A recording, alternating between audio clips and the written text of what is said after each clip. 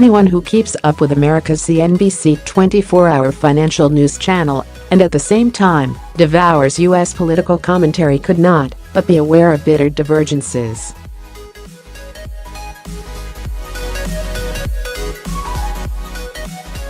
On CNBC there is relentless optimism about stock indices and releasing the animal spirits.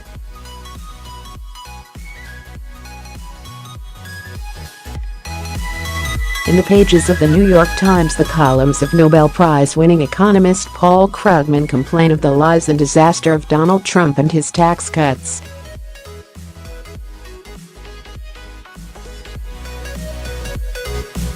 The Wall Street narrative is forget the ugliness of politics and focus on fundamentals.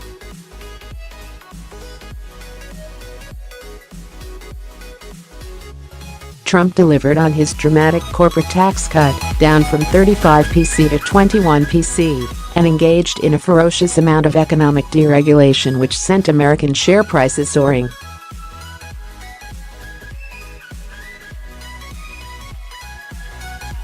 Krugman and former U.S. Treasury Secretary Lawrence Summers argue that the Trump tax cuts, with their bias to companies and better off Americans, are a ghastly mistake which damages the middle classes and will add £962 million to the deficit.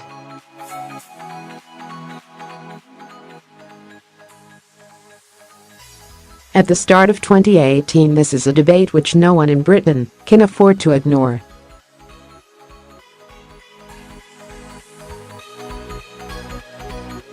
The 27 countries of the European Union may be our most important trading partners.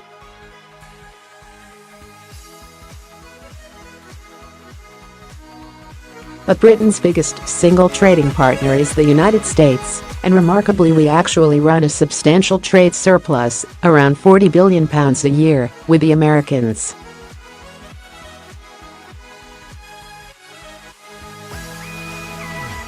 Indeed, as we saw after the financial crisis of a decade ago, the British economic cycle moves more in lockstep with that of the US than the EU.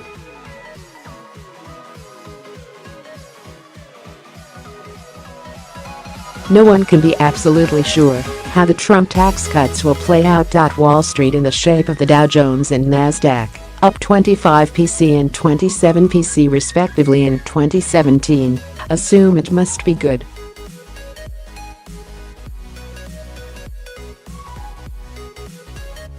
Analysts expect lower taxes and less regulation to fuel earnings. Amid the optimism, the change in U.S. economic leadership at the Federal Reserve has been little discussed.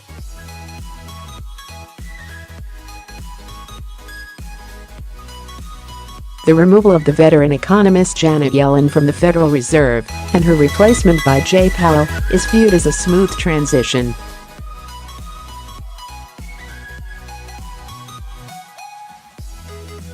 But is that really the case?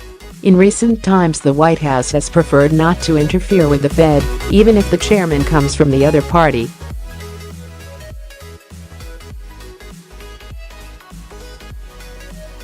Republican Alan Greenspan worked with Bill Clinton. Similarly, Ben Bernanke, a Republican, was able to cooperate with Barack Obama.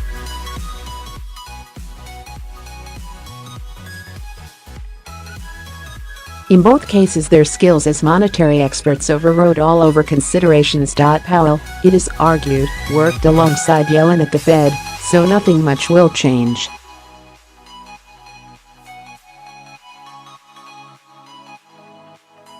But Trump clearly felt that with Powell at the helm he would have more control of the monetary and banking agenda.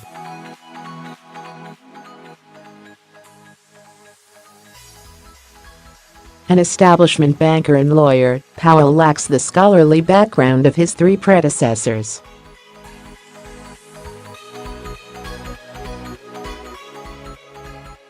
It is naively assumed that he will continue the Yellen path on interest rates, with 3 rises scheduled for 2018, which would bring the range up from 1.25% to 2.25%.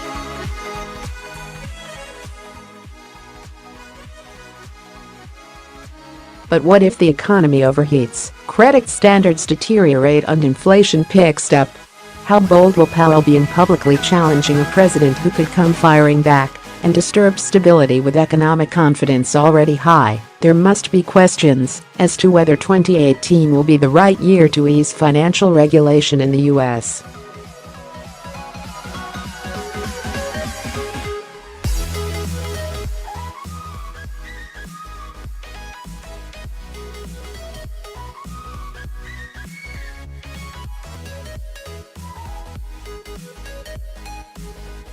After the monetary blast which pulled the U.S. and the world out of the financial crisis, comes the fiscal blast from the Trump tax cuts.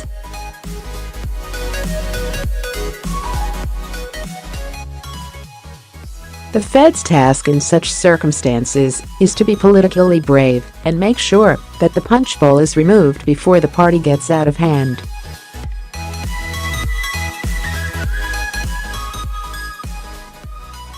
The combination of the cryptocurrency bubble, sharply rising stock prices and a corporate debt bonanza suggests that moment may be arriving.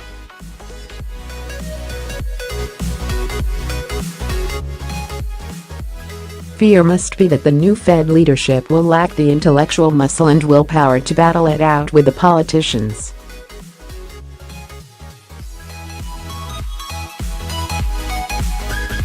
The tragic death of Richard Cousins and his family in a seaplane crash in Australia deprives the FTSE 100 of one of its most unassuming and effective bosses.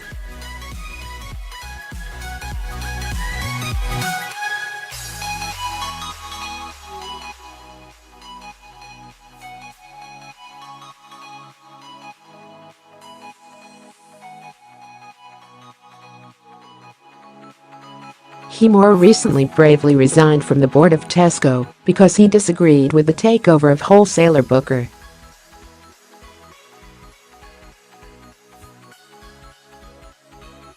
He will be greatly missed.